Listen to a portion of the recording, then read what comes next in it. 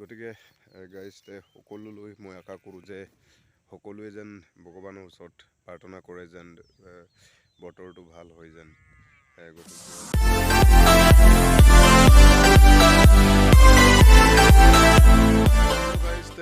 মই স্বাগতম জনাইছোঁ আপোনালোকৰ মৰমৰ BK নৰহ ইউটিউব চেনেললৈ আৰু মই আজিৰ অন্য এটা ভিডিঅ'লৈ স্বাগতম জনাইছোঁ। তো গাইজ আপোনালোকেতো জানেই আজি 2 সপ্তাহ ধৰি বৰষুণ দি আছে বৰষুণ দি বেছি দিয়াৰ বাবে আমাৰ খেতিডৰাও বেয়া হৈ পৰিছে, যিহেতু বননি হৈ পৰিছে। তো নিৰাব পৰা নাই।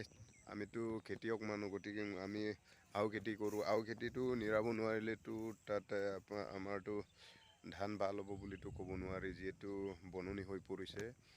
আজি প্ৰায় 2 সপ্তাহ ধৰি বৰষুণ দিয়াৰ বাবে আমি নিৰাব পৰা নাই। তো আমাৰ কাৰণে বহুত প্ৰব্লেম হৈ পৰিছে, গতিকে পৰিস্থিতি একেবাৰে বেয়া হৈ পৰিছে খেতিয়কৰ কাৰণে। তো আমি আনৰ নিচিনাকৈ ছাৰ্ভিচ আৰু নহয়, গতিকে আমি কিনি খাব নোৱাৰিম। তো আমি এইকাৰণে নিজে খেতি কৰিবলগীয়া হয়। গতিকে খেতিটো যদি ভাল নহয়, বেয়া হৈ যায় বা বননিয়ে খাই দিয়ে, তেতিয়াহ'লেতো আমাৰ মৰণৰ বাহ হ'ব। গতিকে তো গাইজ আমাৰ খেতিয়কৰ কাৰণে বিৰাট সমস্যা হৈ পৰিছে বৰষুণ দিয়াৰ বাবে। গতিকে আমি ভগৱানৰ ওচৰত আমি প্ৰাৰ্থনা বিচাৰিছোঁ আমাক যাতে যেন আমাৰ খেতিয়কসকলক যে বচাই ৰাখে। গতিকে খেতিয়ক নহ'লেতো ছাৰ্ভিচাৰ হ'লেওতো জীয়াই থাকিব নোৱাৰিব, যিহেতু আমি খেতি কৰি খেতিয়কসকলে যদি ধান চাউলবিলাক গোটাব নোৱাৰিলে আপোনাৰ ছাৰ্ভিচাৰসকলে কেনেকৈ জীয়াই থাকিব।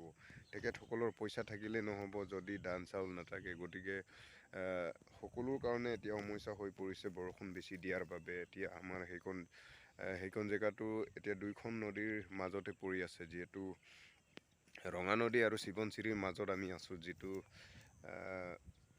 প্ৰায় চ'ত মাহৰ পৰা বহাগ মাহৰ পৰা প্ৰায় বৰষুণ বেছি হ'লে বাৰিষা হয়। গতিকে বাৰিষা হ'লেতো আমি এইখন ধান পাব নোৱাৰিম আৰু ধানটো আমি কাটিব নোৱাৰিম। গতিকে গাইজ এতিয়া যদি নিৰাব নোৱাৰিলেতো এইটো ধান নহয় আৰু। গতিকে তো গাইজ বহুত দুখ লাগিছে মনত, যিহেতু আমি খেতিয়ক মানুহ। গতিকে খেতিয়ক মানুহৰ কাৰণে আমাৰ কাৰণে বহুত প্ৰব্লেম হৈ পৰিছে। গতিকে এতিয়া কিমান দূৰ আমি ছাকচেছ হ'বগৈ, আমি পামগৈ ধানটো এতিয়া ক'ব পৰা নাই। তো বহুত মনত দুখ লাগিছে।